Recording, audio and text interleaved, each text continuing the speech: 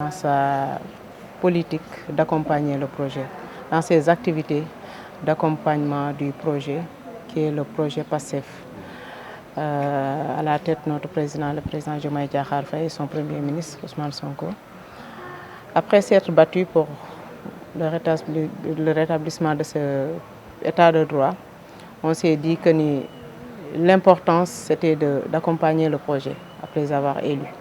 Donc, dans ce cadre, on a trouvé un partenaire qui est African Business School.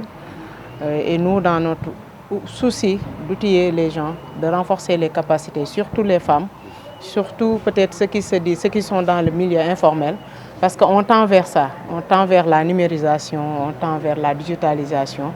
Donc, il faut partir avec. On se dit que ce train ne doit pas laisser tout ce monde-là qui se croit peut-être isolé, parce que peut-être ils n'ont pas eu une éducation académique, peut-être qu'ils n'ont pas eu... C'est-à-dire, l'idée c'était de quitter l'informel pour aller vers le formel.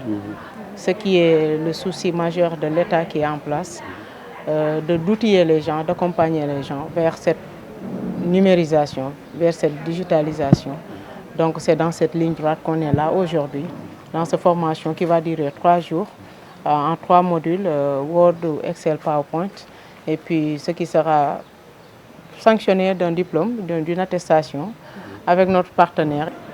Je m'appelle Abdourahim Badji, je suis le coordonnateur de PASTEF Malika. Donc je suis ici à Malika aujourd'hui, à la maison de la femme, pour les besoins d'une session de formation en numérique. Nous avons choisi ce domaine parce que nous avons constaté que nous sommes dans un pays comme le Sénégal, un pays qui fait partie des pays en voie de développement, pour ne pas parler des pays pauvres, même si on remplit vraiment ces critères. Donc nous avons constaté que les pays en voie de développement ont un retard considérable sur le plan de la formation en numérique. C'est-à-dire les compétences sur tout ce qui est technologie, il y en a, mais cette formation n'est pas partagée jusqu'au plus bas des populations.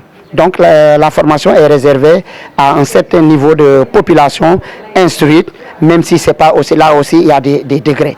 Donc à un certain niveau, il y a des gens qui n'ont pas une formation bien assise. Donc après avoir constaté cela, nous avons aussi su que nous sommes dans un régime en place qui donne beaucoup d'importance à la formation en numérique, parce que il s'agit des leviers vraiment sur lesquels ces régimes comptent pour reconstruire ces pays d'ici un moment vraiment un moment donné. Voilà. C'est Madame Thiomban Sokhna. Je suis la responsable des opérations au niveau de l'établissement African Business School, en abrégé ABS. Voilà, comme l'a dit tout à l'heure Madame Diop, qu'on remercie avant tout par rapport à la coordination de cette session de formation. Et pour un petit rappel, c'est des tournées que nous menons au niveau des collectivités locales. Voilà, donc on a fait les premières phases depuis l'année dernière avec la mairie de Grand-Yoff, avec la mairie de Sicap Liberté. Aujourd'hui, on est là pour une session de formation gratuite de 3 jours pour les braves dames de Malika, ainsi que quelques jeunes qui sont associés à cette formation-là. Voilà, comme elle l'a dit tout à l'heure, c'est des projets de formation en rapport avec des partenaires, avec les collectivités locales, avec les jeunes qui s'activent vraiment dans leur localité.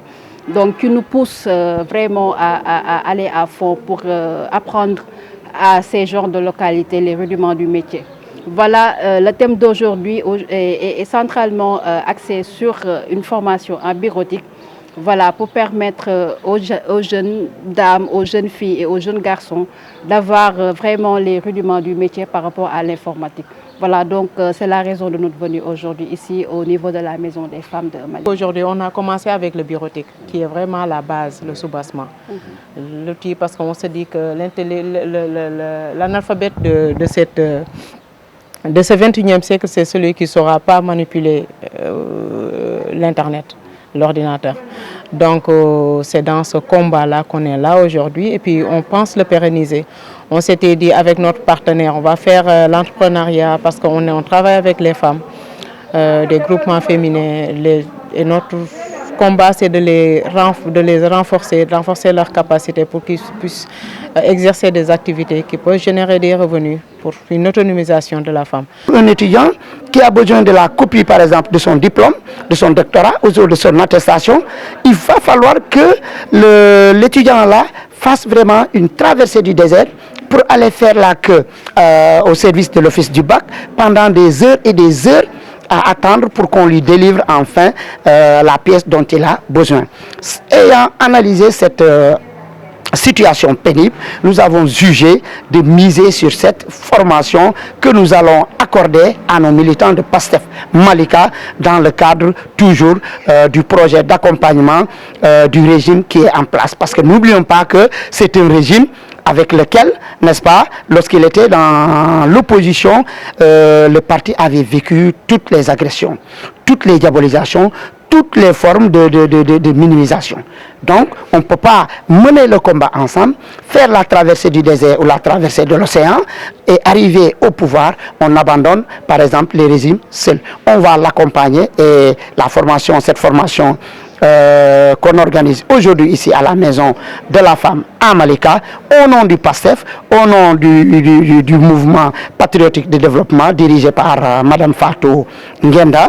Donc ça rentre dans le cadre de cet accompagnement. Mais au-delà de cette numérisation, nous allons également utiliser un vocable qui est actuellement en vogue, c'est-à-dire la digitalisation.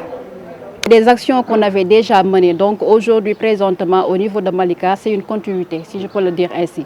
C'est une continuité et nous comptons vraiment, nous en tant qu'établissement de formation professionnelle, faire de notre maximum pour permettre aux jeunes de cette localité-là de bénéficier des bons de formation, des prises en charge et des sessions de formation gratuites comme on l'a fait aujourd'hui pour leur permettre d'avoir accès à la formation. Parce que là, on remarque qu'ici, au niveau de Malika, il y a une forte démographie qui est là, une population concentrée essentiellement par des jeunes. Donc nous, on en profite pour permettre à cette jeunesse-là d'avoir accès à la formation. On appelle que l'on lance évidemment par rapport à cette jeunesse parce que là, en salle de formation, déjà j'ai vu une jeune fille qui coordonne les jeunes filles qui sont au niveau de cette localité-là. Donc pour dire que c'est une première et nous comptons multiplier ces actions de formation-là via les partenariats que nous avons ici présentement. Donc là, on a commencé avec le numérique, mais on compte le pérenniser.